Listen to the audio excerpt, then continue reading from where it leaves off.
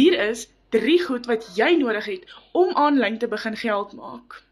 Eerstens, almal is op hulle fone. Stap jy in 'n restaurant en stap jy in 'n parkie in, van die oudste mens tot die jongste mens.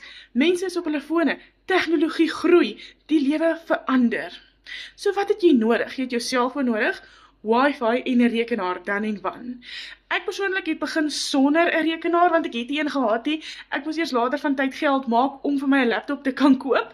So, dit 'n bietjie 'n challenge gewees om te begin sonder een, maar jy kan, en jy kan jouself opwerk, net soos wat ek gedoen het. Ons het 24 miljonêers reeds hier in Suid-Afrika, as gevolg van hierdie besigheid wat werk.